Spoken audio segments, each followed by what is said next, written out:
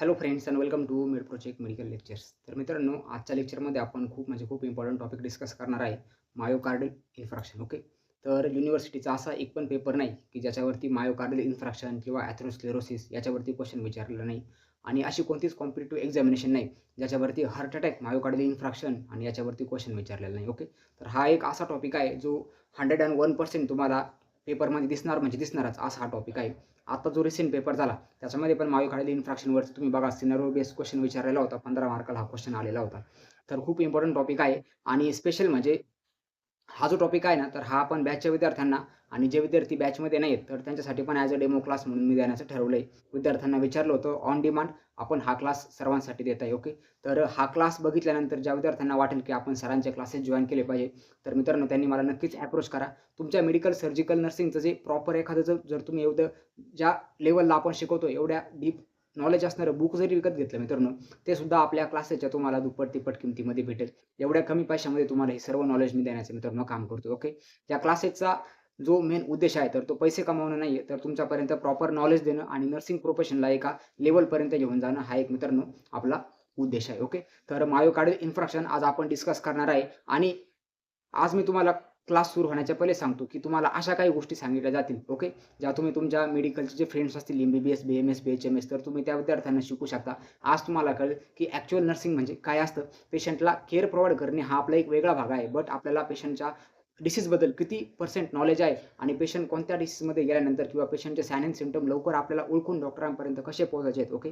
तर ह्या सर्व गोष्टी आज आपण शिकणार आहे. तर मायोकार्डियल इन्फ्राक्शन यालाच आपण हार्ट अटॅक असं म्हणतो.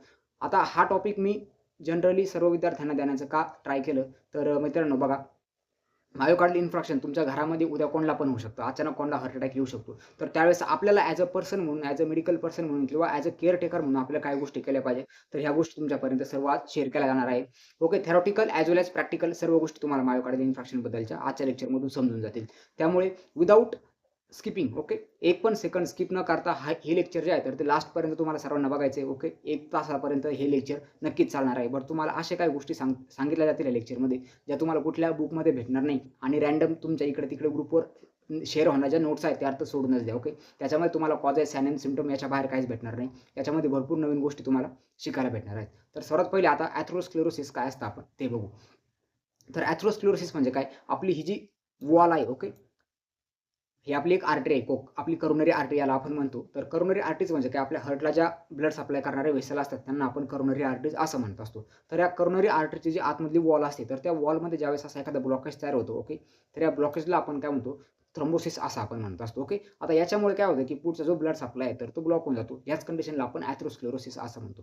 एथेरोस्क्लेरोसिस म्हणजे काय? की आपली जी इनर वॉल आहे व्हेसलची, तर त्या व्हेसलच्या इनर वॉलवरती थ्रोम्बोस फॉर्मेशन होणे त्याला आपण एथेरोस्क्लेरोसिस असं म्हणतो. आता हे जे एथेरोस्क्लेरोसिस झाले, तर याच्यामुळे काय होतंय बघा, आता इथे तुम्हाला बाण करून दाखवलंय, की ह्या पार्टमध्ये एथेरोस्क्लेरोसिस आहे आणि हा समोरचा पार्ट बघा पूर्ण हा ब्लॅक दाखवलेला आहे. म्हणजे काय, की समोरच्या पार्टला न्यूट्रिएंट आणि ब्लड सप्लाय न गेल्यामुळे इथला पर्टिक्युलर जो पार्ट आहे, तर तो हर्टचा डेड झालेला आहे. त्यालाच आपण काय म्हणायचं, इन्फ्राक्शन असं आपण त्याला म्हणू शकतो. इन्फ्राक्शन म्हणजे काय, की लेयरवरती झालेली एखादी जखम आणि ती जखम का झालेली आहे? कारण की तिथपर्यंत न्यूट्रिएंट जो सप्लाय आहे, तर तो न्यूट्रिएंटचा सप्लाय गेलेला नाही. ओके. याला आपण म्हणायचं मायोकार्डियल इन्फ्राक्शन. मायो म्हणजे काय? मायो म्हणजे मसल. कार्डियाक म्हणजे काय? कार्डियाक म्हणजे हर्ट. हर्टच्या मसलची होणारी injury that is the myocardial infarction एकदम सोप्या शब्दामध्ये. आणि ही इंजुरी का होते? कारण की त्याला जे न्यूट्रिएंट लागतंय, त्याला जे ब्लड लागतंय पर्टिक्युलर तो पर्टिक्युलर जो पार्ट असेल त्याला, तर तिथपर्यंत ते ब्लड जात नाही, तिथपर्यंत न्यूट्रिएंट जात नाही आणि ते ब्लड किंवा न्यूट्रिएंट तिथपर्यंत का जात नाही? कारण की त्याला घेऊन जाणारा जो पाथवे आहे, तर त्या पाथवेमध्ये कुठे ना कुठे ब्लॉकेज आले म्हणजे काय झालं? एथेरोस्क्लेरोसिस तिथे तयार झाले. ओके. अशा पद्धतीने सोपी डेफिनेशन आहे मायोकार्डियल इन्फ्राक्शनची आणि हेच तुम्हाला पॅथोफिजिओलॉजीमध्ये लिहायचं आहे. काय? की बीपी वाढल्यामुळे एंडोथेलियल इंजुरी झाली आणि एंडोथेलियल इंजुरीमुळे तिथे एथेरोस्क्लेरोसिस प्लाक तयार झाला किंवा हाय कोलेस्टेरॉल घेतल्यामुळे तिथे एथेरोस्क्लेरोसिस प्लाक तयार झाला आणि त्या प्लाकमुळे काय झालं, की समोरचा जो पार्ट आहे, तर त्या पार्टपर्यंत प्रॉपर ब्लड गेलं नाही आणि ब्लड न गेल्यामुळे समोरच्या पार्टला इंजुरी झाली, जखम झाली. त्या जखमेलाच आपण काय म्हणतोय? मायोकार्डियल इन्फ्राक्शन. ओके. ही झाली पॅथोफिजिओलॉजी आणि हीच तुमची झाली definition. Myocardial infarction is a death or necrosis. Okay. आता एपोप्टोसिस आणि नेक्रोसिस अशा 2 आपल्याकडे क्लिनिकल टर्म्स आहेत. एपोप्टोसिस म्हणजे काय? की सेलची नॅचरली डेथ होणे त्याला आपण एपोप्टोसिस असं म्हणतो आणि सेलची आर्टिफिशियली डेथ होणे त्याला आपण काय म्हणतो? नेक्रोसिस असं आपण त्याला म्हणत असतो. तर सेलचं नेक्रोसिस होणे of cardiac muscle due to prolong ischaemia. आता इस्केमिया इथे एक तुम्हाला नवीन टर्म ऐकायला भेटली. आता इस्केमिया म्हणजे काय, की एखाद्या पर्टिक्युलर पार्टवरती ऑक्सिजनची कमतरता पडणे आणि ऑक्सिजनची कमतरता पडल्यामुळे तो पर्टिक्युलर पार्टचे नेक्रोसिस होणे, तर आपण इस्केमिया असं म्हणत असतो. हा आयदर तुमच्या ब्रेनमध्ये असू शकतो, कुठल्या पण टिश्यूमध्ये असू शकतो. Usually cause by the acute blockage of the coronary arteries. Coronary artery blockage होणं हे त्याचं मेन रिझन आहे. अशा पद्धतीने हे झालं आपलं मायोकार्डियल इन्फ्राक्शनची कन्सेप्ट, मायोकार्डियल इन्फ्राक्शनची डेफिनेशन, मायोकार्डियल इन्फ्राक्शनची पॅथोफिजिओलॉजी. ओके.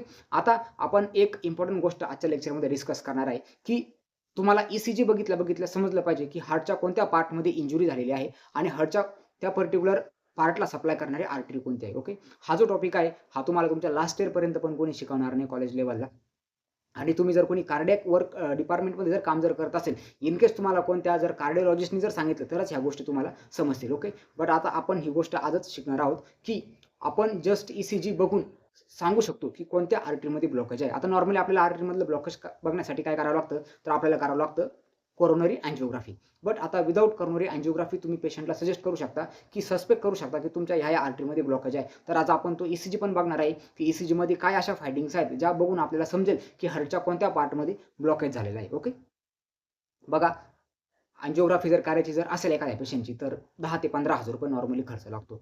बट तुम्ही जस्ट ₹100-200 ईसीजी बघून पण सांगू शकता, की तुमच्या कोणत्या आर्टरीमध्ये ब्लॉकेज झालेलं आहे. म्हणजे आज तुम्हाला लेक्चरमध्ये कोणत्या लेव्हलचं नॉलेज भेटणार आहे, हे तुम्ही बघू शकता. तर आता मोस्ट कॉमन कॉज काय आहे बघायचा, तर एथेरोस्क्लेरोसिस प्लाक जो आहे, तर तो रप्चर होणे किंवा प्लेटलेट ॲग्रिगेशन होणे आणि त्याच्यामुळे थ्रोम्बोस फॉर्मेशन होऊन कोरोनरी आर्टरीचं ऑक्लुजन होतं. ओके. हे आपण मोस्ट कॉमनली आता बघितले.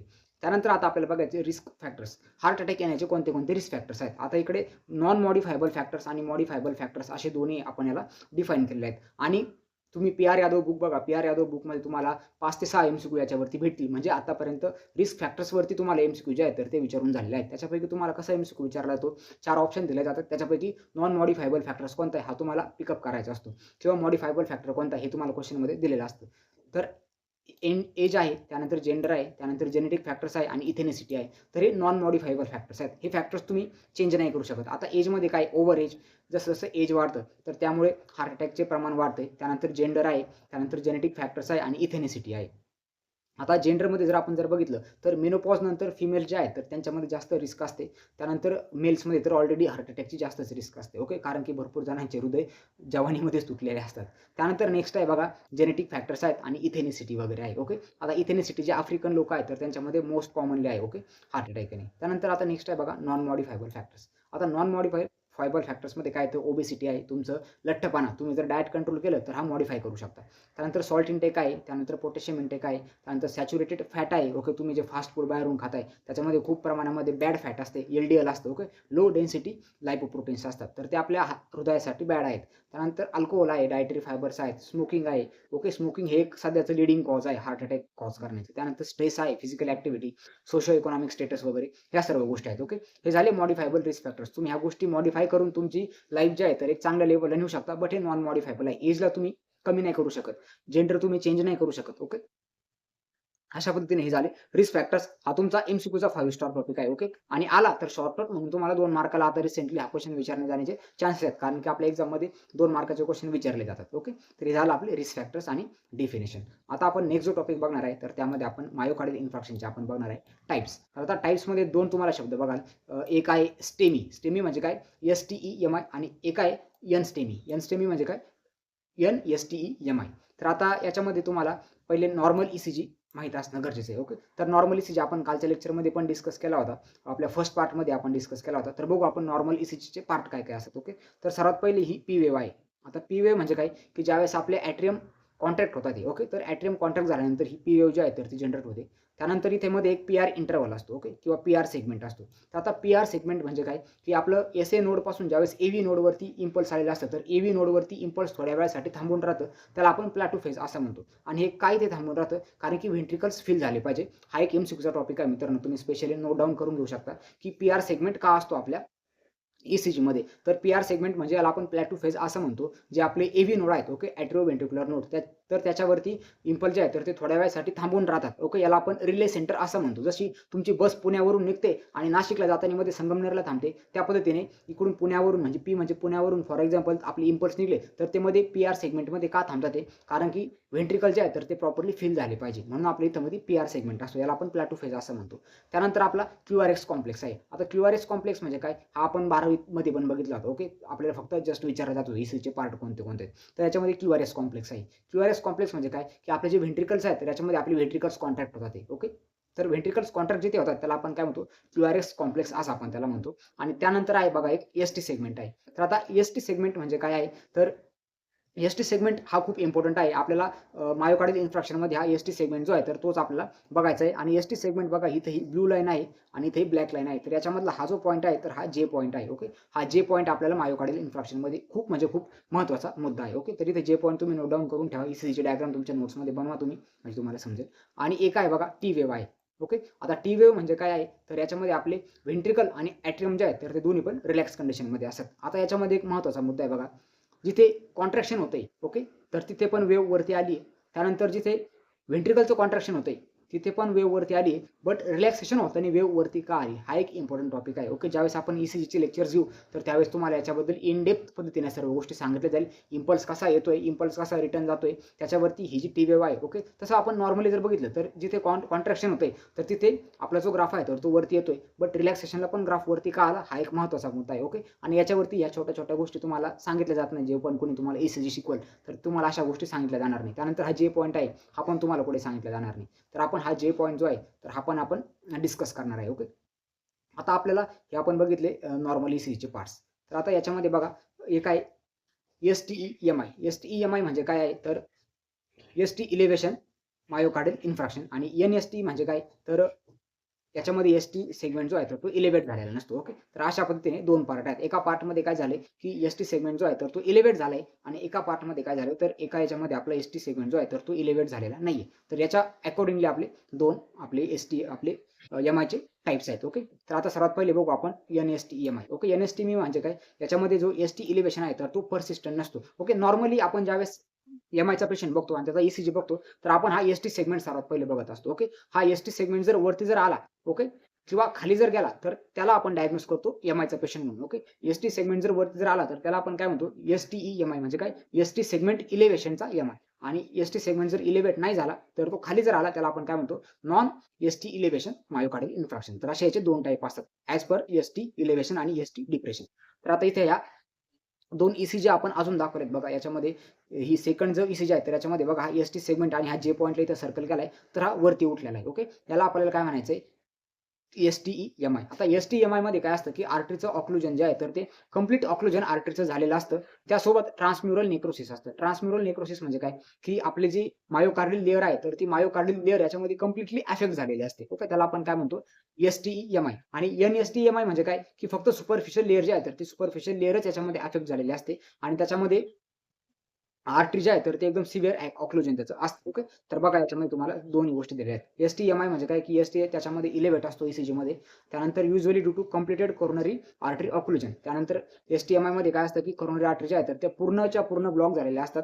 त्यानंतर रिक्वायर्ड द अर्जंट रिपरफ्युजन. आणि या एसटीएमआय जर कोणाला जर असेल तर त्या पेशंटची आपल्याला लवकरात लवकर अँजिओप्लास्टी म्हणजे रिपरफ्युजन जे आहे तर ते करावं लागतं. ओके, त्यानंतर आता एनएसटीएमआय जे आहे ज्याच्यामध्ये एसटी सेगमेंट जो आहे तर तो असा डिप्रेस होतोय बघा. याच्यामध्ये दाखवलाय एसटी सेगमेंट खाली आलाय. तर नो पर्सिस्टंट एसटी इलेव्हेशन याला आपण असं म्हणतो. त्यानंतर usually due to the partial or subtotal coronary obstruction. Okay, याच्यामध्ये काय होतंय, की आपले जे आर्टरी जे आहे तर त्या पार्शियली ऑक्लुजन असू शकतं किंवा त्याच्यामध्ये पार्शियल त्या ब्लॉक झालेल्या असू शकतात.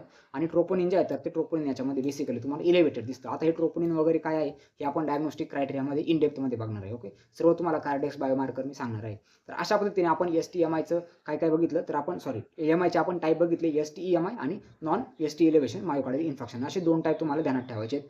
दोन्हीच्या तुम्ही जर कधी डायग्राम वगैरे जर काढले अशा पेपरमध्ये तर तुम्हाला आउट ऑफ मार्क तुम्हाला याच्यामध्ये भेटून जातील. ओके, अजूनपर्यंत हे टाइप्स ऑफ एमआय कधी विचारलेलं नाहीये, बट तुम्हाला हा जो क्वेश्चन आहे तर हा 2 मार्काला एक्सपेक्टेड आहे एमएचएस एक्झामिनेशन. आता पॅटर्न तुम्ही बघा, सर्व प्रॅक्टिकली विचारले जातात क्वेश्चन, तर त्याच्यामध्ये हा टॉपिक तुम्हाला विचारला जाईल. आणि हा टॉपिक जर विचारला, जर तुम्ही हे ग्राफ वगैरे जर कधी जर पूर्ण ईसीजी जर काढून जर आले तर तुम्हाला 2 पैकी 3 मार्क सुद्धा हसत हसत कधी कधी भेटून जातील. ओके, भेटणार तर नाही, पण ठीक आहे, आउट ऑफ तुम्ही 2 चे 2 घेऊ शकता.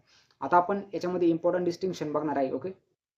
Unstable angina, ischemia without the myocardial necrosis. ठीक आहे. आता हा जो इम्पोर्टंट डिस्टिंक्शन आहे ना, हा तुम्हाला नंतर समजेल. ओके. याच्यामध्ये आता इथं अनस्टेबल अंजायना वगैरे आहे, तर अंजायनाचे टाइप आपण सर्वात शेवट डिस्कस करणार आहे. मायोकार्डियल इन्फ्रॅक्शन जे आहे, तर त्याचा एक इम्पोर्टंट साइन अँड सिम्प्टममध्ये चेस्ट पेन होतं बघा पेशंटला. तर ते चेस्ट पेनलाच आपण काय म्हणतो, अंजायना. तर अंजायनाचे टाइप आहेत, स्टेबल अंजायना, अनस्टेबल अंजायना, व्हॅरियंट अंजायना, प्रिन्समेटल अंजायना. तर त्या सर्व गोष्टी आपण नंतर बघू. आता सध्या आपल्याला क्लिनिकल मॅनिफेस्टेशनकडे वळायचं आहे. ओके. आता क्लिनिकल मॅनिफेस्टेशनवरती हे जे छाती या पेशंटने दाबली. ओके. आता लेफ्ट साइडला आपण काय करत असतो, कधी जर असं चेस्ट पेन जर व्हायला लागलं, तर पेशंट काय करतो, अशी फिस्ट बनवतो आणि हा जो अंगठा आहे, तर असा चेस्ट जवळ येतो आणि असं जोरात प्रेस करतो, कारण की त्याला खूप जास्त पेन होत असतं. ओके. तर ते जे पर्टिक्युलर साइन आहे, तर याच्यावरती इमेज बेस्ड क्वेश्चन विचारला जाईल तुम्हाला, की पेशंटला हे जे साइन आहे, आता याच्यामध्ये तसं याने मूड बनवलेली नाहीये, बट हातावर हात ठेवून तो चेस्टला दाबण्याचा प्रयत्न करतोय. का दाबण्याचा प्रयत्न करतोय? कारण की तिथं भयंकर पेन होतोय पेशंटला. तर याला काय म्हणतात हे तुम्हाला विचारलं जाईल. ओके. तर याला आपण काय म्हणतो, लिव्ह इन साइन असं याला म्हटलं जातं. ओके. तर हे लिव्ह इन साइन आपण बघणार आहे. याच्यावरती एमसीक्यूज विचारले जातात. तर आता क्लासिकल सिम्प्टम बघा, सर्वात पहिला आहे सिव्हिअर चेस्ट पेन आणि प्रेशर. चेस्ट हेवीनेस वाटणे, धडधड होणे. त्यानंतर लेफ्ट साइड जे आहे, तर ते लेफ्ट साइड पूर्ण गळून जाते पेशंटला, पूर्ण लेफ्ट साइडला पेशंटला पेन होतं आणि पेशंट छाती जे आहे, तर ते 2 हाताने दाबतो. ओके. 2 हाताने छाती दाबतो म्हणजे काय, की ते एक आहे लिव्हिंग साइन. ओके. जर तुम्हाला कोणी अचानक जर असं अचानक कोणाला घाम आला, पाल्पिटेशन व्हायला लागलं आणि छातीमध्ये खूप दुखायला लागलं, त्याला श्वास घ्यायला त्रास होतोय, तर सस्पेक्ट करा की त्या पेशंटला मायोकार्डियल इन्फार्क्शन किंवा त्याला हार्ट अटॅक येत आहे. Okay. Retrosternal pen. Retrosternal pen म्हणजे काय? तर आपलं जे रेट्रोस्टर्नम आहे, तर स्टर्नमच्या मागच्या साइडने पेशंटला पेन होत असतं. त्यानंतर याच्यामध्ये इम्पोर्टंट साइन आहे बघा, लेव्हिन साइन. तर लेव्हिन साइन म्हणजे काय? की clench fist held over the precordium. Okay. तर आपलं जे क्लेंच फिस्ट म्हणजे काय? की अशी मूठ बनवणे आणि हा जो अंगठाचा हा जो अँगल आहे, तर हा अँगलने छाती जोरामध्ये दाबतो पेशंट. ओके. त्याला आपण काय म्हणायचं? लेव्हिन साइन म्हणायचं आहे. हा तुमचा एक एमसीक्यूचा इम्पोर्टंट पॉइंट आहे आणि हा तुमच्या बुकमध्ये Levine sign I don't think कुठे दिलेला असेल. ओके. त्यानंतर आता नेक्स्ट आहे क्रशिंग आणि स्क्वीझिंग हेवीनेस पेशंटला वाटते. छाती असं फाटल्यासारखं वाटतं डायरेक्टली. त्यानंतर मोर दॅन 20 मिनिट्सपर्यंत हे जे पेन आहे, तर ते राहू शकतं. त्यानंतर not completely relieved by the rest. पेशंटला आराम जरी दिला, तरी पण थोडेफार तुम्हाला साइन एंड सिम्प्टम कमी झाले दिसतील, बट कंप्लिटली पेन जे आहे, तर ते रिलीव्ह होत नाही. त्यानंतर नेक्स्ट आहे पेन रेडिएटिव्ह. ओके. आता हा एक इम्पोर्टंट टॉपिक आहे बघा. पुढे जाण्यापूर्वी हा तुम्हाला सांगतो मी. Not completely relieved by the rest. Okay. For example एखाद्या पेशंटला जर अचानक चेस्टमध्ये दुखायला लागला, तुम्ही त्याला 5 मिनिटं बसवलं, पाणी वगैरे प्यायला दिलं आणि पेशंट जर ठीक जर झाला, तर समजायचं हा मायोकार्डियल इन्फ्राक्शन नाहीये. हा जस्ट मिनी अटॅक आहे. बट पेशंटला जर खरंच एम-आय जर बसलेला जर असेल, तर पेशंटचं पेन जे आहे, तर ते सबसाईड होणारच नाही. कंटिन्युअसली पेन त्याला होतच राहणार आहे. ओके. त्यानंतर आता पेन जे आहे, तर पेनचे काही स्पेसिफिक फीचर्स आहेत बघा. तर आपला हा जो पूर्ण लेफ्ट साइड आहे, तर लेफ्ट साइडचा कान, लेफ्ट साइडचा जॉ, लेफ्ट साइडचा टेम्पोरोमॅन्डिब्युलर जॉइंट, त्यानंतर लेफ्ट साइडची चेस्ट, त्यानंतर लेफ्ट साइडचा पूर्ण हात पार बोटांपर्यंत हा जो सर्व पार्ट आहे ना, तर या सर्व पार्टमध्ये सिव्हिअर पेन पेशंटला ॲक्यूट पेन, अचानक पेन व्हायला लागतं. याला आपण काय म्हणतो, मायोकार्डियल इन्फ्राक्शनचं पेन क्रायटेरिया. ओके. त्याच्यामध्ये लेफ्ट आर्म, शोल्डर, त्यानंतर बोथ आर्म्स, बट लेफ्टला जे आहे ते जास्त असतं पेन. नेक, जॉ, बॅक, इपिगॅस्ट्रम. इपिगॅस्ट्रम म्हणजे काय, की हा जो वरचा एरिया आहे, तर या सर्व एरियामध्ये सिव्हिअर भयंकर पेशंटला पेन होतं. तर अशी डायग्राम वगैरे पण तुम्ही एक्झाममध्ये काढू शकता. ओके. एक जस्ट माणूस काढायचा, त्याला एका साइडला फक्त डॉट, डॉट, डॉट, डॉट किंवा रंगवायचं लेफ्ट साइडला. ओके. म्हणजे एक्झामिनरला चांगलं तुम्ही सांगू शकता, की ह्या साइडला पेन होतोय म्हणून. त्यानंतर आता अदर सिम्प्टम काय? हे सर्व झाले क्लासिकल सिम्प्टम्स. ओके. हे लिव्ह इन साइन वगैरे, रेट्रोस्टर्नल पेन वगैरे, हे सर्व आपले क्लासिकल सिम्प्टम झाले. आता अदर सिम्प्टम्स काय काय आहेत? तर त्याच्यामध्ये पेशंटला डिस्निया होणार आहे. डिस्निया म्हणजे काय, की लेबर ब्रीथिंग किंवा श्वास घ्यायला त्रास होणे. त्यानंतर डायफोरेसिस होणे. डायफोरेसिस म्हणजे काय, की एक्सेसिव्ह स्वेटिंग, त्याला आपण डायफोरेसिस असं म्हणतो. त्यानंतर नॉझिया आणि व्हॉमिटिंग म्हणजे मळमळ आणि उलटी होणे. त्यानंतर पाल्पिटेशन. पाल्पिटेशन म्हणजे काय, छातीमध्ये जास्त धडधड, धडधड होते. त्यानंतर अँक्झायटी आणि रेस्टलेसनेस. पेशंटला अँक्झायटी होणे, घाबरल्यासारखं वाटतं पेशंटला. त्यानंतर वीकनेस म्हणजे थकवा येतो पेशंटला, गळून गेल्यासारखं वाटतं. आणि सिन्कोप आहे. सिन्कोप म्हणजे काय, की अचानक जसा चक्कर पेशंट खाली पडून जातो, तसं सिन्कोप पेशंटला होऊ शकतो. तर ही त्याची झाली रिमेनिंग सायन्स. ओके. तुमच्या पुस्तकामध्ये अजून सर्व सायन्स आहेत, तर ते पण तुम्ही देऊ शकता. ओके. ही कॉमन सिम्प्टम्स आहेत. त्यानंतर आता अटिपिकल एम-आय म्हणजे काय असतं. Okay. It more common in women, elderly patient and older with diabetes. Okay. आता डायबिटीज जे आहे, तर एक सायलेंट किलर डिसीज आहे. त्याच्यामध्ये काय होतं, डायबिटीजमुळे काय होतं बघा, तर आपल्या ज्या न्यूरॉन्स आहेत, तर ते न्यूरॉन पूर्ण खराब झालेले असतात. पेशंटला पेन जरी झालं, तरी पण ते एवढं जाणवत नाही पेशंटला. ओके. म्हणून डायबिटीजला एक सायलेंट किलर डिसीज म्हटलं जातं. कारण की डायबिटीजच्या कॉम्प्लिकेशनमध्ये आपण बघतो, की त्याच्यामध्ये काय होतं, की आपल्या ज्या मायक्रोपॅथी, ओके, हा त्याचा एक इम्पोर्टंट कॉम्प्लिकेशन आहे. मायक्रोपॅथी म्हणजे काय, की जे मायक्रोव्हॅस्क्युलर्स आहेत आपले, ओके, ज्या छोट्या-छोट्या व्हेसल्स आहेत, तर त्या खराब होऊन जातात. त्याच्यामध्ये आपले नर्व्हज पण येत असतात. तर त्या नर्व्हज खराब झाल्यामुळे पेशंटला कधी-कधी पेन झालेलं पण जाणवत नाही. ओके. हे डायबिटीजचं एक कॉम्प्लिकेशन आहे. May present with dyspnea, fatigue, nausea or epigastric discomfort. Okay. पेशंटला असे छोटे छोटे सिम्पटम असतात, बट पेशंटला MI आलेला असतो. यालाच आपण काय म्हणतो, अटिपिकल MI असं म्हणतो. याच्यामध्ये पेशंटला MI आहे, बट त्याला पेन होतंय, बट पेन एवढं सिव्हिअर लेव्हलला नाही. ओके. तर डायबिटीजच्या पेशंटला थोडंफार जरी चेस्टमध्ये पेन व्हायला लागलं, तर पेशंटला लवकरात लवकर हॉस्पिटलमध्ये जाऊन त्याचा ECG सर्वात पहिले करून घ्यायचा आहे. ओके. हे झाले साइन अँड सिम्प्टम झाले. त्यानंतर आपण कॉजेस बघितले. त्यानंतर आपण टाइप्स बघितले. ओके. आता आपण नेक्स्ट टॉपिक जो आहे तर तो बघणार आहे याचे डायग्नोस्टिक टेस्ट आणि हा तुमचा मोस्ट इम्पोर्टंट टॉपिक आहे. कारण की सर्व एक्झामिनेशनमध्ये MI जर विचारला तर MIचे तुम्हाला साइन अँड सिम्प्टम्स विचारतात, टाइप्स विचारतात. त्यानंतर इम्पोर्टंट गोष्ट आहे डायग्नोस्टिक टेस्ट. ओके. जर MIचे जर 100 क्वेश्चन जर विचारले एखाद्या एक्झाममध्ये तर त्याच्यापैकी 70 क्वेश्चन हे डायग्नोस्टिक्सवरतीच तुम्हाला विचारले जातात. कारण की डायग्नोस्टिक टेस्ट ही अशी एक गोष्ट आहे त्याच्यावरून आपण पेशंटला म्हणजे डायग्नोज करू शकतो, की याला खरंच MI आलाय, की याला फक्त ॲसिडिटीमुळे चेस्ट पेन होतोय. ओके. तर आता डायग्नोस्टिक टेस्टमध्ये आपल्याला हा ECG करायचा आहे. आता या ECGमध्ये बघा तुम्हाला हा 12 लीडचा ECG आहे. ओके. याच्यामध्ये first lead, second lead, third lead, त्यानंतर AVR, AVL, AVF, त्यानंतर V1, V2, V3, V4, V5 आणि V6 अशा 12 लीड आहे आणि जी सेकंड लीड आहे तर ती अगेन आपल्याला एक लाँग लीड दाखवलेली आहे. तर आता कोणी ICयूमध्ये काम केलं असेल, कोणी कार्डियाक ओपीडीत काम केलं असेल किंवा मेडिसिन ओपीडीला काम केलं असेल, तर त्यांनी असा 12 लीडचा ECG जो आहे तर तो काढलेला असेल. तर आता आपण डिस्कस करणार आहे हा जो 12 लीडचा ECG आहे तर याचं मेन काम काय असतं. ओके. तर आता हा ECG बघू आपण. Just 1 second. ओके. ECG. तर आता हा 12 लीडचा ECG आहे. तर हा जो आपण आहे रॅपिडली आपण ऑप्टेन करतो. जर पेशंटला जर चेस्ट पेन जर व्हायला लागलं तर सर्वात पहिले त्याचा ECG काढायचा आहे. त्यानंतर ideally within the first 10 minute of the medical contact तुम्ही पेशंटला हॉस्पिटलमध्ये आणलं तर सर्वात पहिले पेशंटला जर पेशंट बोलला की मला चेस्ट पेन होतोय सर, सर्वात पहिले त्याचा ECG करून घ्या. त्यानंतर suspect the acute coronary syndrome आणि याच्यावरून आपण ECGला बघितलं आपण काय करू शकतो की पेशंटला कोरोनरी आर्टरी डिसीज आहे की नाही आहे तर हे डायग्नोज करू शकतो. तर हा टॉपिक मी तुम्हाला आज इम्पॉर्टंट सांगणार आहे की आपल्याला ECGवरून कसं समजायचं आहे की पेशंटला कोरोनरी आर्टरीचे सिम्प्टम्स आहेत का नाही आहेत. तसं आपण ST इलेव्हेशन आणि ST डिप्रेशन तर बघितलेलं आहे. ओके. तर आता आपण पुढच्या आपण गोष्टी बघणार आहे. तर आता ST EMIमध्ये आपण ST इलेव्हेशन बघतो. ओके. तर नॉर्मल त्याच्यामध्ये आपण ST इलेव्हेशन इकडे वरती हे जे दोन ECG आहेत तर याच्यामध्ये तुम्हाला दाखवले की ST इलेव्हेशन कसं असतं, त्यानंतर ST डिप्रेशन कसं असतं आणि हा जो जे पॉईंट आहे तर हा तुम्हाला कन्सिडर करायचा आहे. याच्यामध्ये जे पॉईंट वरती असेल तर ST elevation MI. ST elevation MI म्हणजे काय की पेशंटला सिव्हिअर टाईपचा MI आहे, पूर्ण आर्टरी ब्लॉक झालेली आहे आणि ST इलेव्हेशन जर खाली डिप्रेस जर झालेला जर असेल तर समजायचं की हाफपर्यंत आर्टरी जी आहे तर ती ब्लॉक झालेली आहे आणि पेशंटला कॉम्प्लिकेशन होऊ शकतात. ओके. तर आता ST MI आपण बघितलं. बट आता ST इलेव्हेशन सोबत अजून काही ST ECGमध्ये तुम्हाला काय चेंजेस दिसतील. तर ते कोणते कोणते बघा. तर त्याच्यामध्ये ST डिप्रेशन आहे. ST डिप्रेशनमध्ये बघा ठीक आहे. आता याच्यामध्ये ST इलेव्हेशन दाखवले. आता याच्यामध्ये एक आयसो इलेक्ट्रिकल लाईन असते बघा ECGमध्ये ती आपण समजून घेऊ. आयसो इलेक्ट्रिकल लाईन म्हणजे काय की ही जी तुम्हाला स्टेबल लाईन दिसते ना हिला आपण काय म्हणतो आयसो इलेक्ट्रिकल लाईन असं आपण त्याला म्हणतोय. ओके. ही झाली आपली आयसो इलेक्ट्रिकल लाईन. तर आता याच्यामध्ये बघा ही जी टी वेव्ह आहे तर टी वेव्ह इथं इन्व्हर्ट झालेली आहे. आता नॉर्मली आपण टी वेव्ह कुठे बघितली होती तर नॉर्मल ECGमध्ये बघा इकडे टी वेव्ह तुम्हाला इकडे वरती दिसेल. ओके. इकडे बघा नॉर्मली टी वेव्ह जी आहे तर ती वरती असते. बट ही टी वेव्ह जी आहे तर इथं काय झाली इन्व्हर्टेड झालेली आहे. ओके. तर इन्व्हर्टेड टी वेव्ह ध्यानात ठेवायची. त्यानंतर पॅथॉलॉजिकल क्यू वेव्ह असते. ओके. आता पॅथॉलॉजिकल क्यू वेव्ह कुठे असते बघा तर आपलं QRS कॉम्प्लेक्स आपण बघितलेला आहे. ओके. तर QRS कॉम्प्लेक्समध्ये इकडे बघा इथे पॅथॉलॉजिकल क्यू वेव्ह जी आहे तर तुम्हाला इथे भेटेल बघायला बघा इथे पॅथॉलॉजिकल क्यू वेव्ह आहे. ओके. ही जी आहे ना हिला पॅथॉलॉजिकल क्यू वेव्ह असं म्हटलं जातं. नॉर्मली आता याच्यामध्ये जर बघितलं तर आता इथं QRS कॉम्प्लेक्स आहे आपला. ओके. तर ही जी क्यू आहे ना तर हा क्यू असा इकडे खाली येतो. ओके.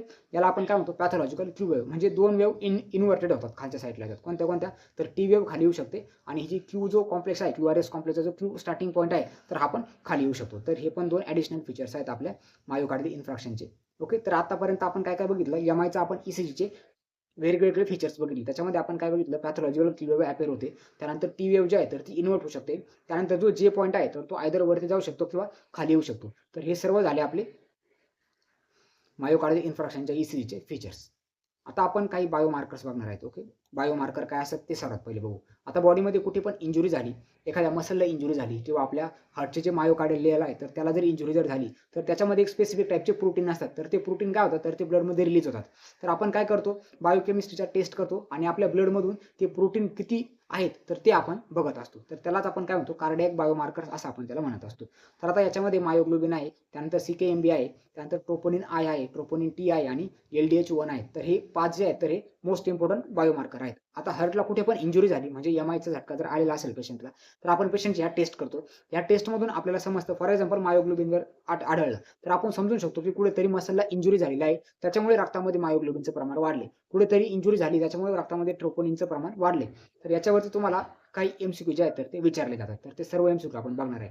आता सर्वात पहिले बघा मायोग्लोबिन. आता मायोग्लोबिन जे आहे तर ते हार्ट मसलमधून पण रिलीज होतं आणि आपल्या जे नॉर्मल मसल आहेत त्याच्यामधून पण रिलीज होतं. फॉर एक्झाम्पल एखाद्या पेशंटला रोड ट्रॅफिक ॲक्सिडेंट झालाय, त्याचा तुम्ही जर मायोग्लोबिन केलं तर त्याचं पण इलिव्हेटेड दिसणार आहे. एखाद्या पेशंटला MI आलाय त्याचं पण मायोग्लोबिन तुम्हाला रिलीज झालेलं दिसणार. बट मायोग्लोबिन जे आहे तर ते अर्लीएस्ट बट नॉट स्पेसिफिक. आता याला नॉट स्पेसिफिक का म्हटलंय? कारण की हे हार्टमधून पण रिलीज होते आणि बाकीच्या लेयर्समधून पण रिलीज होते, म्हणून याला म्हटलंय नॉन स्पेसिफिक आहे. ओके.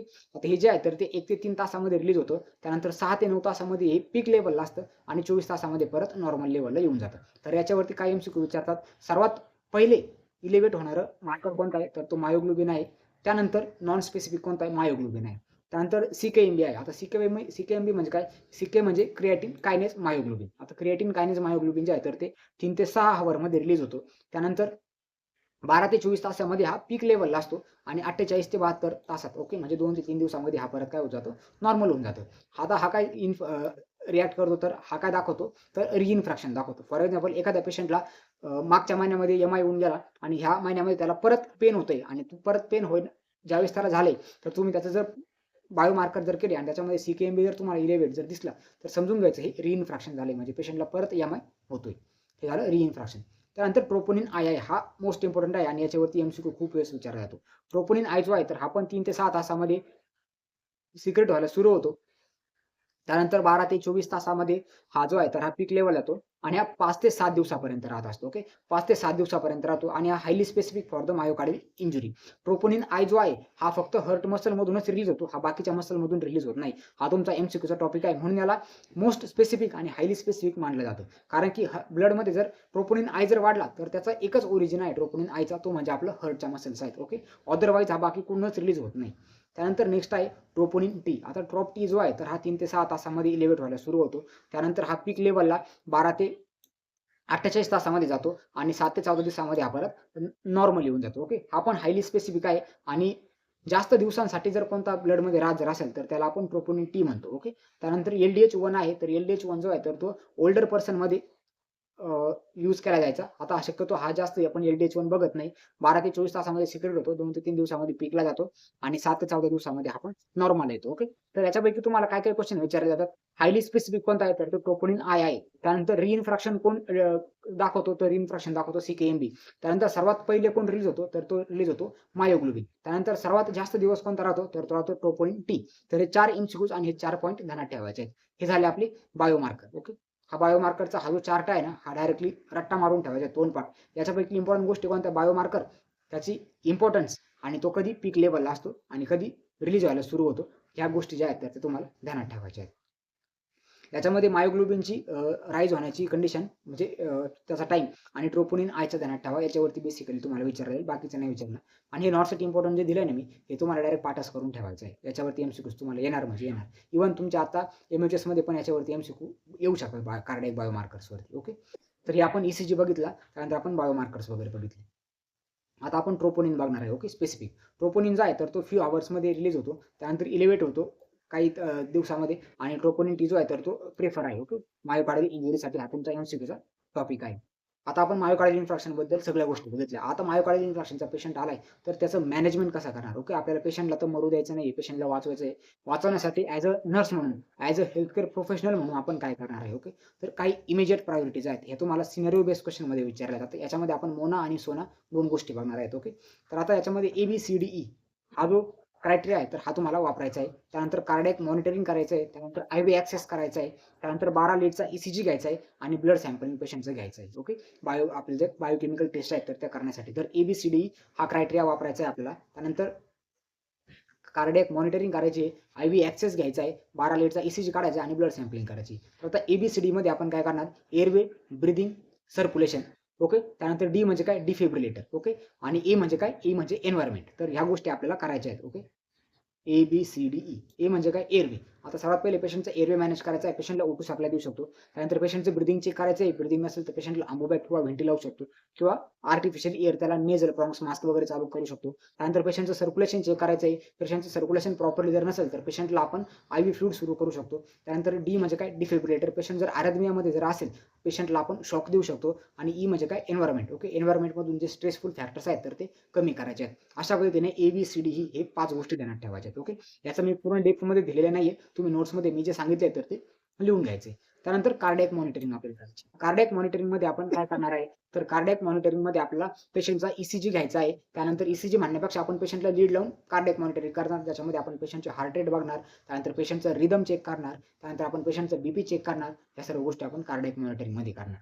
त्यानंतर नेक्स्ट आहे IV ॲक्सेस. ओके, तर याच्यावरती तुम्हाला प्रायोरिटीचा क्वेश्चन विचारला, तो एखाद्या पेशंटला चेस्ट पेन होतोय आणि तो तुमच्याकडे ICU मध्ये आलाय. ICU मध्ये आल्यानंतर त्याला सर्वात पहिले कार्डियाक मॉनिटरिंग करायची आहे. आणि एखादा चेस्ट पेनचा पेशंट तुमच्याकडे कॅज्युअल्टीमध्ये आलाय, तर कॅज्युअल्टीमध्ये आल्यानंतर त्याला सर्वात पहिले ABCD करायचं आहे. ओके, त्यानंतर IV ॲक्सेस घ्यायचा आहे. IV ॲक्सेस घेताना दोन्ही पण हाताला लार्ज बोर निडल आपल्याला लावायचे आहेत. लार्ज बोर निडलमध्ये आपण 16 नंबर कॅन्युला किंवा 18 नंबर कॅन्युला, ओके, ग्रीन कॅन्युला किंवा आपण ग्रे कॅन्युला जो आहे, ग्रीन कॅन्युला जो 18 नंबरचा असतो आणि ग्रे कॅन्युला 16 नंबरचा असतो. तर ते ॲक्सेस आपल्याला घेऊन ठेवायचं आहे, कारण की पेशंटला आपल्याला इन्फ्युजन लावायची गरज पडू शकते IV ॲक्सेस देण्याची, त्याच्यामुळे आपल्याला IV ॲक्सेस घेऊन ठेवायचं आहे. त्यानंतर 12 लीडचा आपल्याला ECG काढायचा आहे. 12 लीडच्या ECG मधून आपल्याला समजेल की पेशंटला कोणत्या टाईपचा अॅरिथमिया होतोय, कोणत्या टाईपचा पेशंटला MI आलेला आहे. त्यानंतर पेशंटचं ब्लड सॅम्पलिंग घ्यायचं आहे. ब्लड सॅम्पलिंग का घ्यायचंय, आपल्याला बायोकेमिकल जे मार्कर्स आहेत तर ते बायोकेमिकल मार्कर्स आपल्याला बघायचे आहेत, त्यासाठी आपल्याला ब्लड सॅम्पलिंग घ्यायचं आहे. हे झालं इमिजिएट प्रायोरिटीज. त्यानंतर आता आपल्याला मोना आणि सोना बघायचं. ओके, आता मोना आणि सोना म्हणजे काय असतं, तर आता एक ट्रेडिशनल निमोनिक आहे मोना. ओके, आता याचा सिक्वेन्स तुम्हाला ध्यानात ठेवायचा नाही, फक्त या गोष्टी ध्यानात ठेवायच्या आहेत. आता एम म्हणजे काय बघा, एम म्हणजे मॉर्फिन आहे. तर मॉर्फिन एक ओपिओइड अनाल्जेसिक आहे. जे आपलं चेस्ट पेन आपल्याला जे होतंय तर ते चेस्ट पेन कमी करण्यासाठी आपल्याला काय द्यायचं आहे, पेशंटला सर्वात पहिले मॉर्फिनची टॅबलेट द्यायची. बट मॉर्फिनच्या टॅबलेटसाठी अगेन एक कॉन्ट्राइंडिकेशन आहे. जर पेशंटला जर श्वास घ्यायला खूप जास्त त्रास जर असेल तर त्यामध्ये तुम्ही पेशंटला मॉर्फिन द्यायचं नाही, कारण की मॉर्फिन जर दिलं तर मॉर्फिन हे एक ओपिओइड अनाल्जेसिक आहे आणि हे रिस्पायरेटरी डिस्ट्रेस करू शकतं, रिस्पायरेटरी डिप्रेशन करतं, पेशंटला श्वास घ्यायला अजून त्रास होऊ शकतो. त्यामुळे मॉर्फिन देताना एक कॉशन ध्यानात ठेवायचं आहे की पेशंटला जर रिस्पायरेटरी डिप्रेशन जर असेल तर मॉर्फिन द्यायचं नाही, ही गोष्ट ध्यानात ठेवायची आहे. त्यानंतर नेक्स्ट आहे बघा ऑक्सिजन. ओके, आता ऑक्सिजन सर्व ठिकाणी प्रेफर केलं जात नाही. पेशंटला जर श्वास घ्यायला त्रास जर होत असेल तरच आपल्याला पेशंटला ऑक्सिजन द्यायचं आहे. त्यानंतर नेक्स्ट आहे बघा नायट्रोग्लिसरीन. नायट्रोग्लिसरीन म्हणजे काय, NTची टॅबलेट असते. NTची काय करतं की आपले जे काही ब्लड व्हेसल्स आहेत, करोनरी आर्टरीज, तर ते करोनरी आर्टरीज डायलेट करतं आणि आपली जी ऑक्सिजनची डिमांड आहे हार्टच्या लेअरला, तर ती हार्टच्या लेअरला लागणारी ऑक्सिजनची डिमांड कमी करतं नायट्रोग्लिसरीन. नायट्रोग्लिसरीनला NTG असं म्हटलं जातं.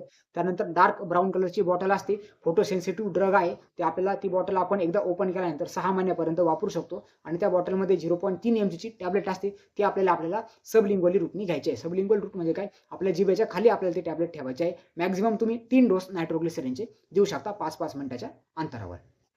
त्यानंतर ॲस्पिरिन आहे. ॲस्पिरिन काय करतं की हे एक ब्लड थिनर आहे आणि ब्लडचा सप्लाय प्रॉपरली करोनरी आर्टरीजमधून होण्यासाठी हेल्प करतं. ओके, तर आता मोना एवढं ध्यानात ठेवायचं आहे. भरपूर मी तुम्हाला नवीन गोष्टी याच्याबद्दल सांगितलेल्या आहेत. त्या सर्व तुमच्या MCQ टॉपिकच्या गोष्टी आहेत. सिनारिओ बेस्ड क्वेश्चन तुम्हाला नॉटसेटमध्ये विचारले जातात. ओके, मी फक्त मोना लिहिलं, मग तुम्ही मोनास फक्त नोट्समध्ये लिहायचं नाही. मॉर्फिनचं कॉशन लिहून घ्यायचंय, ऑक्सिजन कधी द्यायचं ते तुम्हाला लिहून घ्यायचंय, NTची बद्दल सांगितलेले सर्व पॉईंट्स तुम्हाला लिहून घ्यायचे आहेत आणि ॲस्पिरिन सांगितलेलं लिहून घ्यायचं. ओके, ॲस्पिरिनची 75 mgची टॅबलेट असते, ती पण तुम्ही सबलिंग्वली घेऊ शकता.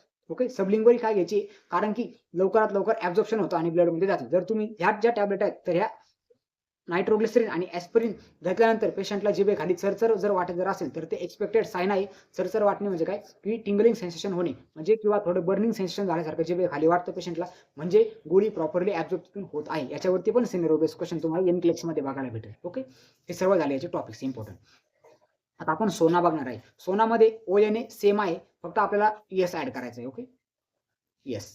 आता ES म्हणजे काय आहे, तर ES म्हणजे त्याच्यामध्ये स्ट्रेप्टोकायनेज आहे. आता स्ट्रेप्टोकायनेज म्हणजे काय, तर एक ब्लड आपलं जे कोॲग्युलेशनचा जो थ्रोम्बोस आहे, तर ते थ्रोम्बोसला ब्रेक डाउन करण्याचे एक ड्रग आहे स्ट्रेप्टोकायनेज, युरोकायनेज. कालच्या लेक्चरमध्ये आपण अल्टेपेस बघितलं होतं. ओके, तर ते अल्टेपेसच्या कॅटेगरीमध्ये हे ड्रग आहे. पेशंटला लायसिस करणं आपण याला असं म्हणतो. ओके, तर पेशंटला लाईस करायचं जर असेल तर आपण स्ट्रेप्टोकायनेज, युरोकायनेज ड्रग वापरतो. तर हे ड्रग आपण काय करतो, डायरेक्टली IV ॲक्सेसने लावतो. पेशंटला इन्फ्युजन पंप आपण लावतो. पेशंटला MI जर आलेला जर असेल आणि पेशंटला जर लवकरात लवकर जर आपण प्लास्टिक जर करणार नसेल तर आपण पेशंटला लाईज करू शकतो. लाईज केल्याने काय होतं की जो पण काही क्लॉट फॉर्मेशन झालेला आहे तर तो क्लॉट तिथून विरघळून जातो. ओके, काल मी तुम्हाला एकदम प्रॉपरली सांगितलेलं आहे लाईज केल्यानंतर काय काय कॉम्प्लिकेशन येतात. का आपण DVT बघितलं होतं. Okay, deep when thrombosis. जे नवीन विद्यार्थी आहेत तर त्यांनी लिहून घ्या. पेशंटला जर DVT असेल किंवा कुठला पण क्लॉट जर असेल आणि त्याला जर स्ट्रेप्टोकायनेज जर इंजेक्शन जर लावलं तर स्ट्रेप्टोकायनेज इंजेक्शन काय करतं की हा क्लॉट तोडण्याचं काम करतं. तर हा तोडलेला क्लॉट कधी कधी आपल्या पल्मोनरी एम्बोलिझम पण करू शकतो. ओके, ही गोष्ट ध्यानात ठेवायची. तर आता करंट प्रॅक्टिसमध्ये ऑक्सिजन जे आहे तर ते प्रत्येक एमआयच्या पेशंटला नाही दिला जात. ओके. पेशंट जर हायपोक्झेमिक जर असेल आणि रिस्पिरेटरी डिस्ट्रेसमध्ये जर असेल तरच आपण पेशंटला ऑक्सिजन देत असतो. कारण की काय होतं, ऑक्सिजन आता का द्यायचं नाही प्रत्येक एमआयच्या पेशंटमध्ये हे पण लिहून घ्या. ओके. तुम्ही पेशंटला ऑक्सिजन जर दिलं ना तर कधी-कधी काय होतं, तर ऑक्सिजनमुळे जे CO2 आहे ना तर ते CO2 पूर्ण वॉश आउट होऊन जातो आणि पेशंटची जी हायपोक्सिक ड्राईव्ह आहे तर ती कमी होऊन जाते आणि पेशंटला अल्कलोसिस होतो. ओके. रिस्पिरेटरी अल्कलोसिसमध्ये पेशंट जातो. म्हणून आपण ऑक्सिजन भरपूर कंडिशनमध्ये काय करतो, रिस्ट्रिक्ट करत असतो. हायपोक्झेमिक असेल तरच आपण पेशंटला ऑक्सिजन देतो. ओके. ठीक आहे. आता हे थोडं तुमच्या डोक्यावरून गेलं असेल. ठीक आहे. नाही समजलं तरी चालेल, पण ध्यानात ठेवा. आता आपण एक-एक ड्रग बघणार आहे. ॲस्पिरिन जे आहे ना, तर chewed in suspected ACS unless contraindicated. Okay. तसं तर आपल्याला एनटीजी ॲस्पिरिन किंवा एनटीजी आहे, तर ते सबलिंग्वलीच द्यायचं आहे. बट काही केसेसमध्ये तुम्ही चावायला पण लावू शकता पेशंटला. त्यानंतर प्लेटलेट ॲग्रीगेशन जे आहे, तर ते कमी करण्यासाठी आपण ॲस्पिरिनचा यूज करू शकतो. ॲस्पिरिन तुम्हाला किती mgमध्ये द्यायचं आहे, तर ते 75 mgमध्ये किंवा 150 mg किंवा 75 mgमध्ये तुम्ही ॲस्पिरिनचे टॅबलेट जे आहे, तर देऊ शकता. त्यानंतर एनटीजी आहे. ओके. तर एनटीजी बघा फोटो सेन्सिटिव्ह ड्रग आहे. हे अशा ब्राउन कलरच्या बॉटल किंवा ब्लॅक कलरच्या बॉटलमध्ये ठेवायचं आहे. हे जर सनलाईटच्या कॉन्टॅक्टमध्ये जर आलं तर काय होऊ शकतं, 0.3 mgची टॅबलेट असते तरी टॅबलेटचं जी पोटेन्सी आहे तर ती कमी होऊ शकते. म्हणून ही टॅबलेट कधी पण आपल्याला अशा ब्लॅक ब्राउन कलरच्या काचेच्या बॉटलमध्ये ठेवायची आहे. त्यानंतर नेक्स्ट इम्पॉर्टंट गोष्ट म्हणजे एकदा तुम्ही बॉटल ओपन केली तर ती मॅक्स टू मॅक्स 6 महिन्यापर्यंत तुम्हाला मित्रांनो वापरायची आहे. तर ही जी नायट्रोग्लिसरीन टॅबलेट आहे तर ही वर्क कशी करते बघा. ऑलरेडी आपण आताच डिस्कस केले. तर नायट्रोग्लिसरीन टॅबलेट ज्यावेळेस आपण जिभेखाली ठेवतो तर तिथून ॲब्झॉर्ब होते. त्याला आपण सबलिंग्वल रूट असं म्हणतो. डायरेक्टली ब्लडमध्ये ॲब्झॉर्ब होते. फास्ट ॲब्झॉर्ब होते आणि ही जी इस्केमिक जे चेस्ट पेन आहे तर ते चेस्ट पेन कमी करते. तर चेस्ट पेन कसं कमी करते, तर व्हॅसोडायलेशन करत असते बघा. तर व्हॅसोडायलेशन आता 2 ठिकाणी होत असतं. आपल्या ज्या बॉडीच्या ऑल ओव्हर व्हेसल्स आहेत तर त्या डायलेट होतात. त्या व्हेसल डायलेट झाल्यामुळे काय होतं, की हार्टकडे जे येणारं ब्लड आहे तर ते ब्लड कमी होतं. म्हणजे हार्टमध्ये येणारा जो प्रीलोड आहे तर तो पण कमी होतो. त्यामुळे मायोकार्डियल ऑक्सिजन डिमांड कमी होते आणि सेकंड म्हणजे करोनरी आर्टरीज डायरेक्ट होतात आणि करोनरी आर्टरी थोड्याफार प्रमाणात जरी जास्त डायरेक्ट झाल्या तरी पण मग हार्टचं जे लेयर आहे तर तिथपर्यंत ऑक्सिजन जे आहे तर ते प्रॉपरली जाऊ शकतं. अशा पद्धतीने हे झालं एनटीजीचं कॉमन इंडिकेशन्स, कशा पद्धतीने एनटीजी द्यायचं आहे, त्यानंतर कसं स्टोअर करून ठेवायचं आहे, या सर्व गोष्टी आपण बघितल्यात. ओके. त्यानंतर आता सबलिंग्वल रूटने द्यायचं आहे. त्यानंतर बीपी आणि हार्ट रेट जे आहे तर ते आपल्याला चेक करायचं आहे. ओके. कारण की हे जे ड्रग आहे आपण नायट्रोग्लिसरीन जे देतोय तर ते व्हेसलला डायलेट करते. तर व्हेसलला डायलेट केल्यामुळं कधी-कधी पेशंटचं काय होतं, तर ब्लड प्रेशर पण अचानक फॉल होऊ शकतो. आणि आता रिसेंटली एक क्वेश्चन जो आहे तर तो खूप फेमस क्वेश्चन आहे. तर हे जे ड्रग आहे तर ते सिल्डेनाफिल जे ड्रग आहे तर त्याच्यासोबत द्यायचं नाही. सिल्डेनाफिल जे आहे तर एक व्हेनोडायलेटर ड्रग आहे आणि हे जे ड्रग आहे एनटीजी तर हे पण व्हेसल्सला डायलेटच करतं. त्याच्यामुळे दोन्ही ड्रग जर सोबत जर दिले तर पेशंट अजून फॉलमध्ये जाऊ शकतो. पेशंटचा पूर्ण बीपी जो आहे तर तो डिप्रेस होऊ शकतो. त्यामुळे सिल्डेनाफिल टॅबलेट किंवा बाकी कोणती पण एखादी टॅबलेट जर असेल जी बीपी कमी करण्यासाठी आपण वापरतोय, तर तिच्यासोबत जर आपण एनटीजी जर देत जर असेल, तर थोडं कॉशन तुम्हाला मेंटेन ठेवायचं आहे. ओके. म्हणजे जरा जपून द्यायची टॅबलेट. त्यानंतर हार्ट रेट वगैरे पण आपल्याला चेक करायचे आहे. आता हार्ट रेट कुठे चेक करायचे आहे, तर आपल्याला अपायकल पल्स पूर्ण 1 मिनिटासाठी घ्यायची आहे. ज्यावेळेस आपण कोणती पण अँटी अरिथमेटिक ड्रग्स किंवा कोणती पण अशी हृदयावर ॲक्ट करणारे ड्रग ज्यावेळेस पेशंटला देत असतो, तर त्याच्यामध्ये डायगोक्सिन असेल, त्यानंतर सबलिंग्वल आपण एनटीजी द्यायचा असेल, तर आपल्याला ह्या सर्व गोष्टी ज्या आहेत तर त्या चेक करायच्या आहेत. त्यानंतर आपल्याला डोस किती द्यायचा आहे, तर 0.3 ते 0.4 mgचा हा डोस असतो. त्यानंतर पेशंटला ही टॅबलेट चावायला लावायची नाही किंवा गिळून घ्यायला लावायची नाही. कारण की हिचा इफेक्ट जो आहे तर तो लवकर आला पाहिजे. त्यासाठी आपल्याला ही जी टॅबलेट आहे तर ती आपल्याला जिभेखाली ठेवायची आहे. ओके. सबलिंग्वली रूटने द्यायची आहे. त्यानंतर प्रत्येक 5 मिनिटाला तुम्ही ही जी टॅबलेट आहे तर ती रिपीट करू शकता. म्हणजे आता हे तुम्हाला फिनोमिनन कसा आहे तर ते एकदा समजून सांगतो. फॉर एक्झाम्पल पेशंटला चेस्ट पेन व्हायला लागलं, तुम्ही पेशंटला एक टॅबलेट दिली जिभेखाली ठेवण्यासाठी. जिभेखाली ठेवल्यानंतर जर पेशंटचं पेन जर कमी जर झालं, तर पेशंटला तुम्ही मग तिथून दवाखान्यामध्ये घेऊन जा. बट पेशंटचं पेन जर कमी जर नाही झालं, तर 5 मिनिटांनी तुम्ही दुसरी टॅबलेट देऊ शकता. दुसऱ्या टॅबलेटने नाही कमी झालं, तर तुम्ही अजून 5 मिनिटांनी तिसरी टॅबलेट देऊ शकता. बट 3 पेक्षा जास्त टॅबलेट तुम्हाला द्यायच्या नाही. जर तुम्ही जास्त टॅबलेट जर पेशंटला जर दिल्या, तर व्हेन जे आहे तर त्या डायरेक्ट होईल. पेशंट जो आहे तर तो बीपी पूर्ण तुम्ही पेशंटचा बीपी कमी करून टाकाल. त्याच्यामुळे 3 टॅबलेटपेक्षा जास्त डोस जे आहे तर ते तुम्हाला एका टाईमला द्यायचे नाहीत. ओके.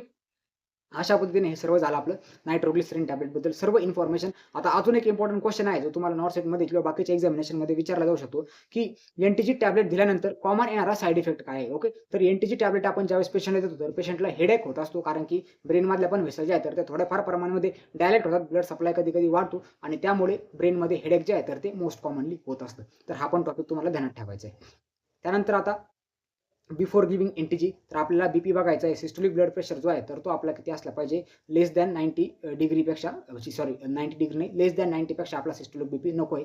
त्यानंतर राईट व्हेंट्रिक्युलर एम-आय जर असेल ओके, तर त्या कंडिशनमध्ये पण आपल्याला ही जी टॅबलेट आहे तर ती द्यायची नाही. आता राईट व्हेंट्रिक्युलर एम-आयमध्ये का द्यायची नाही? कारण की राईट साइडला जी आर्टरीज आहे तर त्या आपल्या करोनरी आर्टरी जी आहे आर-सी-ए तर ती स्पेसिफिकली सप्लाय करत असते आणि तीच आर्टरी जी आहे तर ती आपल्याला कुठे सप्लाय करते? तर आपलं जे हार्टचं जे एस-ए नोड असतं तर तिथे पण सप्लाय करत असते. म्हणून आपण राईट साइडला जर असेल तर आपण एन-टी-जी जे आहे तर ते प्रॉपरली देत नाही. त्यानंतर रिसेंट जे आहे तर ते जे PDE5 इन्हिबिटर्स आहेत म्हणजे काय सिल्डेनाफिलची टॅबलेट आहे तर ह्या टॅबलेट सोबत पण द्यायचं नाहीये. त्यानंतर हिमोडायनॅमिक जर इन्स्टेबल जर असेल पेशंट तर त्याच्यामध्ये पण द्यायचं नाही. हिमोडायनॅमिक इन्स्टेबिलिटी म्हणजे काय की पेशंटचे हार्ट रेट प्रॉपरली नसतील, पेशंटचा बीपी ऑलरेडी कमी असेल तर या कंडिशनमध्ये आपण एन-टी-जी नाही दिलेलंच योग्य राहणार आहे.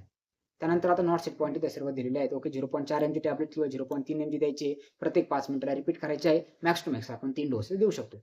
त्यानंतर आता रिपरफ्युजन थेरपी काय आहे तर हे आपण बघू. ओके तर आता मेडिकल मॅनेजमेंटमध्ये हे झालं सर्व अर्जंट मॅनेजमेंट करून. ओके तर आता रिपरफ्युजन थेरपी म्हणजे काय? आता म्हणजे रिपीट आणि परफ्युजन म्हणजे काय की पर्टिक्युलर ब्लड तिथे पोहोचवणे म्हणजे आधीचं जे ब्लड जे थांबलं होतं क्लॉट आल्यामुळे तर ते आता परत आपल्याला तिथे ब्लड सप्लाय वाढवायचं आहे. त्यासाठी आपण काय करतो? PCI करतो. PCI म्हणजे काय की परक्युटेनियस इंटरव्हेन्शन्स किंवा परक्युटेनियस कोरोनरी इंटरव्हेन्शन्स. तर याच्यामध्ये काय केलं जातं? PTCI केलं जातं सर्वात पहिले.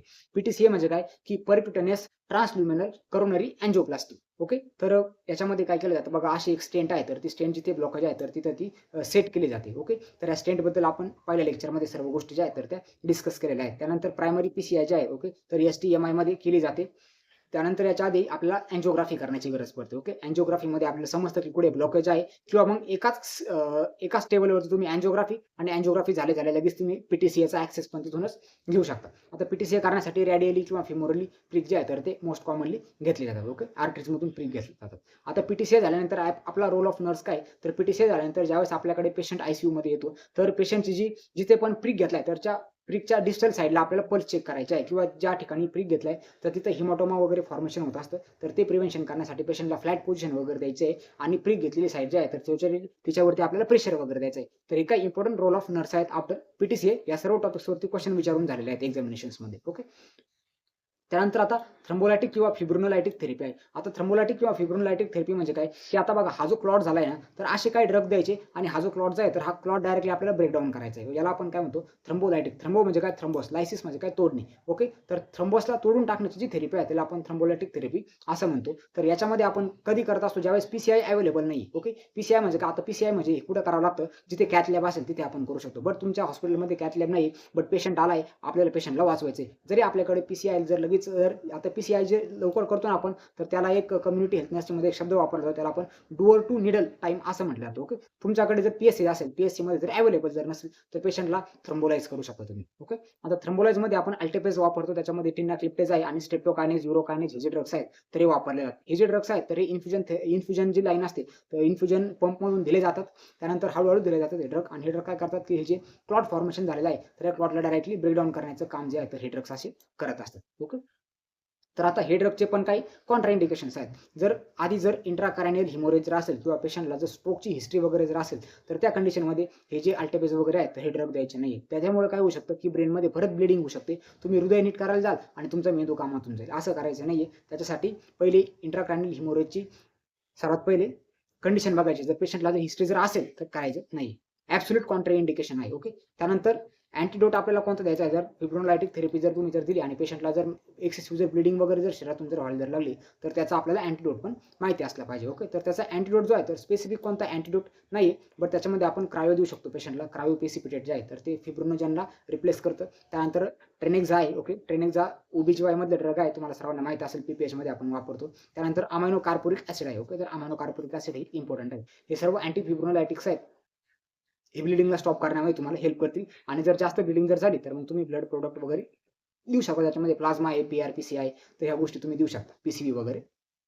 ओके तर इम्पॉर्टंट ड्रग्स आफ्टर MI. आता आपण MI आले पेशंट अर्जंट आले काय करायचं हे आपण बघितलं. आपल्याला काय करायचं आहे PCI म्हणजे परक्युटेनियस इंटरव्हेन्शन आपण करू शकतो. त्यानंतर सेकंडमध्ये आपण NTG देऊ शकतो. त्यानंतर ॲस्पिरिन देऊ शकतो. त्यानंतर मॉर्फिन देऊ शकतो. ABCD क्रायटेरिया आहे. ECG करायचं आहे. त्यानंतर पेशंटला मॉनिटर करायचं आहे. या सर्व गोष्टी आपल्या झाल्या ज्यावेळेस आपल्याकडे पेशंट येणार आहे.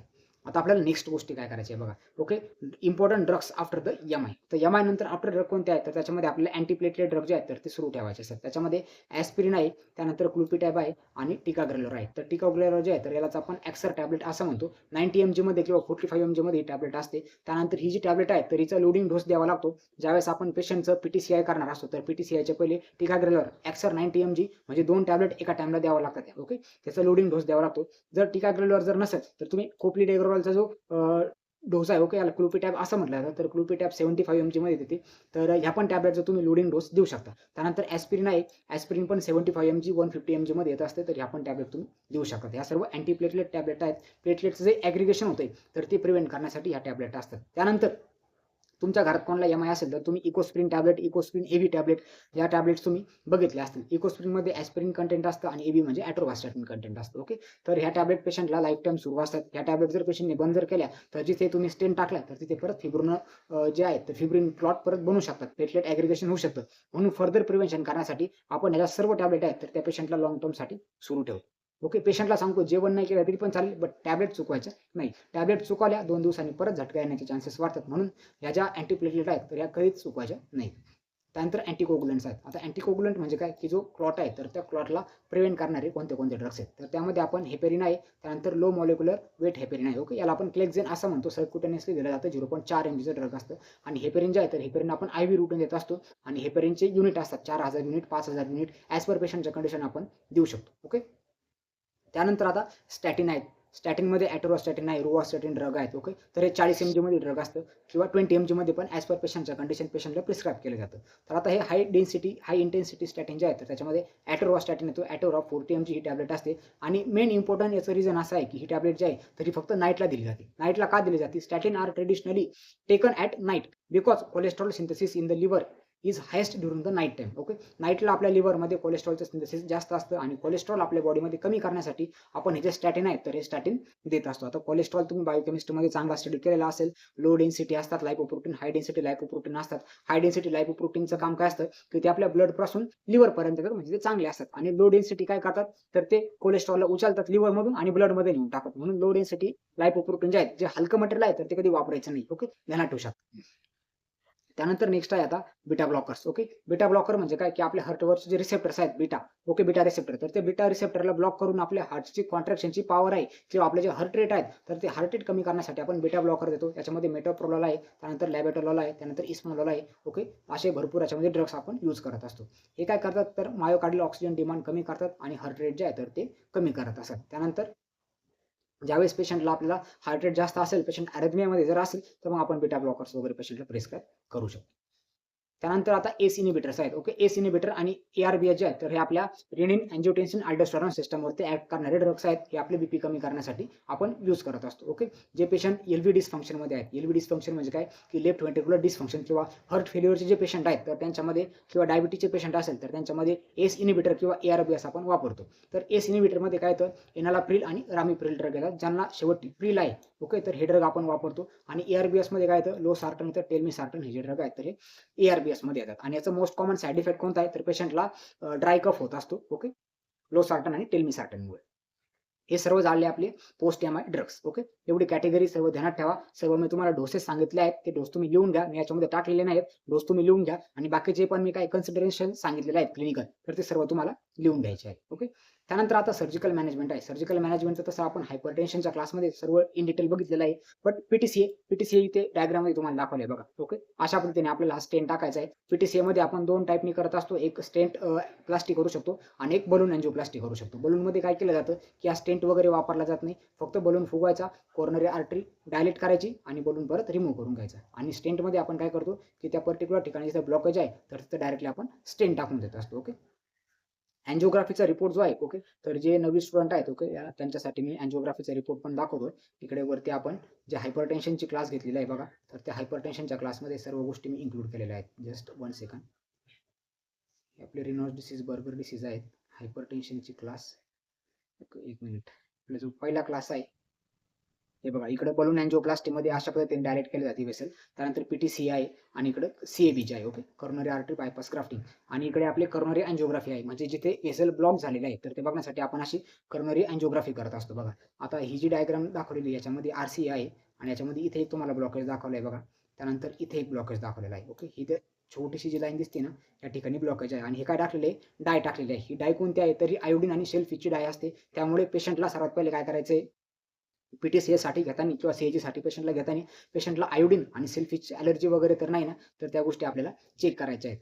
त्यानंतर याच्यावरती अजून एक सिनेरिओ बेस्ड क्वेश्चन तुम्हाला विचारला जातो, की ज्यावेळेस आपण ही डाय पेशंटला इन्सर्ट करत असतो, तर इन्सर्ट केल्यानंतर पेशंटला कसं फील होतं. ओके, तर त्यामध्ये पेशंटला आतमध्ये थोडी गरम वॉर्म फिलिंग येत असते. तर ते पण एक क्वेश्चन जो आहे तर तो आता रिसेंटली एका टेस्ट सिरीजमध्ये आला होता, मी तुम्हाला सांगितलं. ओके, तो पण क्वेश्चन विचारला जाऊ शकतो, की पेशंटला डोस दिला ज्यावेळेस आपण ते देतोय. ओके, डाय कॉन्ट्रास्ट, तर पेशंटला काय फिलिंग होते, तर वॉर्म फिलिंग पेशंटला पूर्ण आर्टरीमध्ये होत असते. या अशा ज्या छोट्या-छोट्या गोष्टी आहेत, या तुम्हाला बुकमध्ये बघायला भेटणार नाही. यासाठी तुम्हाला आपले क्लासेस जॉइन करावे लागतील. त्यानंतर आता नेक्स्ट आहे बघा, कॉम्प्लिकेशन्स ऑफ एम-आय, मायोकार्डियल इन्फ्राक्शनचे आता काय-काय कॉम्प्लिकेशन्स आहेत बघू. तर अर्ली कॉम्प्लिकेशन्स म्हणजे काय, की पेशंट ॲडमिट आहे, त्याच्यामध्येच पेशंटला काही कॉम्प्लिकेशन येत आहेत. त्याच्यामध्ये अॅरिथमिया आहे. आता अॅरिथमिया म्हणजे काय, की पेशंटचे जे हार्ट रेट आहेत ना, तर ते फ्लक्च्युएट होतात. जी रिदम आहे, ओके, रिदम हार्ट रेट म्हणण्यापेक्षा आपण रिदम म्हणू. ओके, रिदम जी हार्टची नॉर्मल रिदम आहे, तर ती फ्लक्च्युएट होणे म्हणजे अॅरिथमिया. ओके, अॅरिथमियाचे जे सर्व जे टाइप्स आहेत, तर ते आपण ईसीजीच्या लेक्चरमध्ये आपण कंप्लीट करू. याच्यामध्ये सुप्राव्हेंट्रिक्युलर टॅकीकार्डिया आहे, त्यानंतर सायनस टॅकीकार्डिया आहे, सायनस ब्रॅडिकार्डिया आहे, त्यानंतर हार्ट ब्लॉकेज आहेत, फर्स्ट टाइप, सेकंड टाइप, मोबिड्स.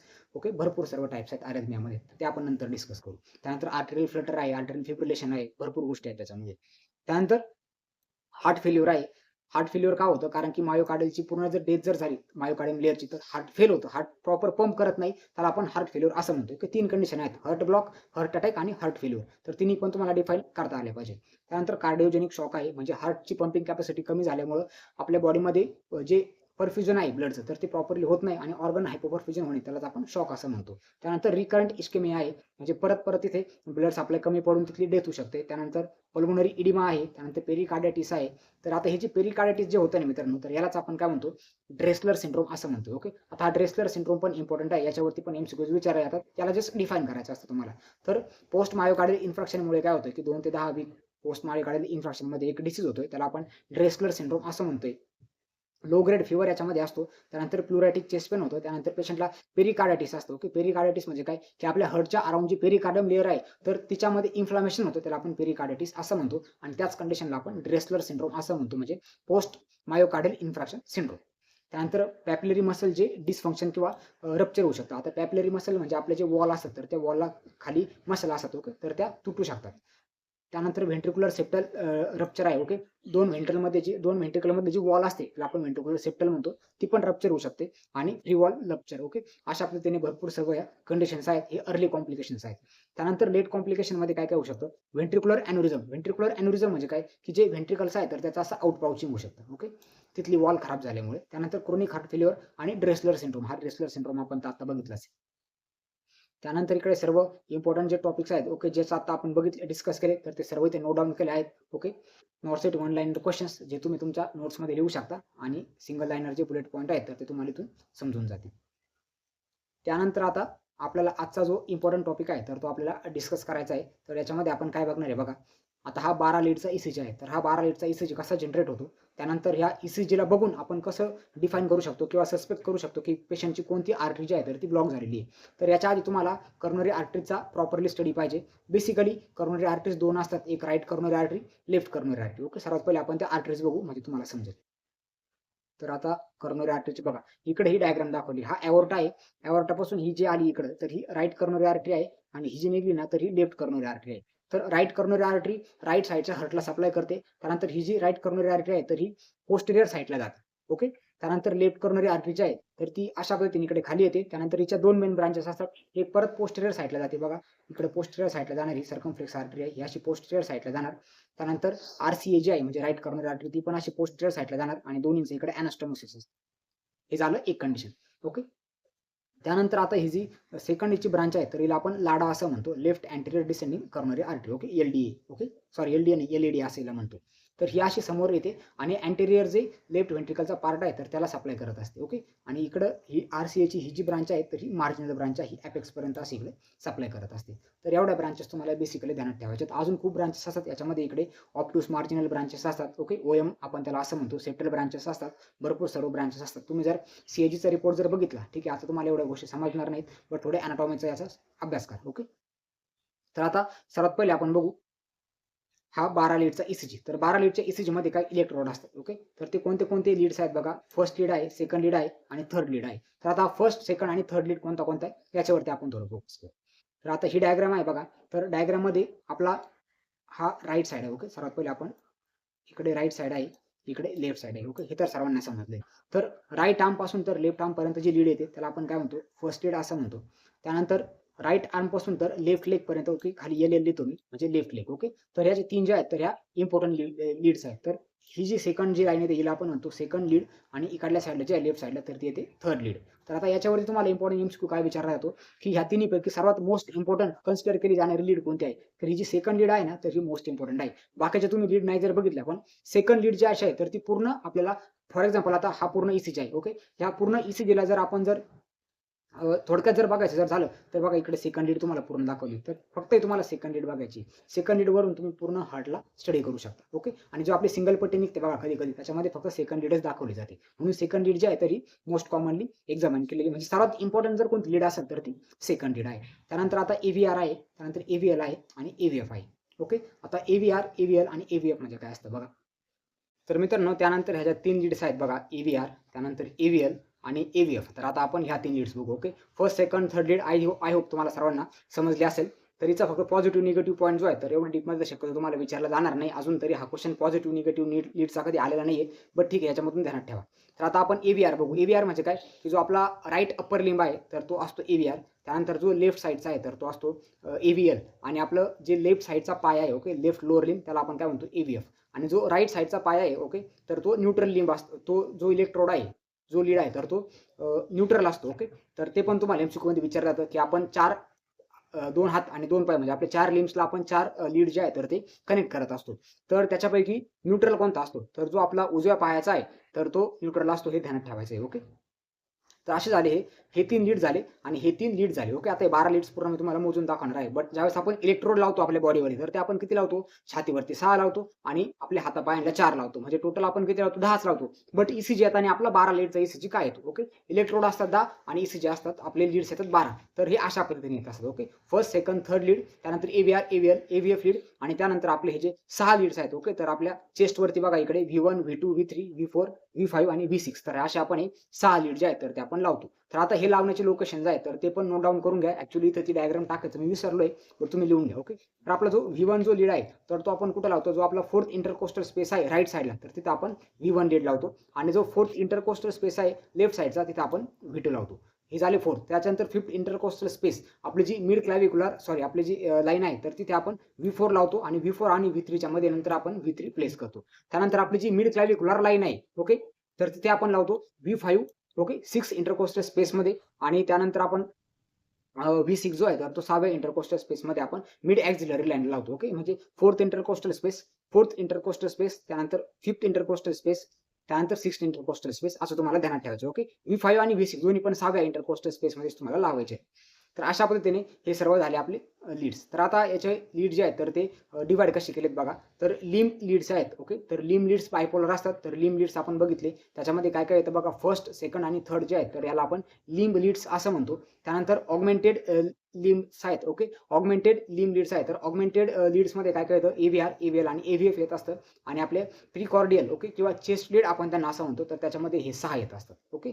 तर अशा पद्धतीने हे जे लीड्स आहेत तर ते आपण अटॅच करत असतो. आणि या प्रत्येक लीडचा जो ग्राफ आहे तर अशा पद्धतीने जनरेट होत असतो. म्हणून याला आपण 12 लीड ECG असं म्हटलं जातं.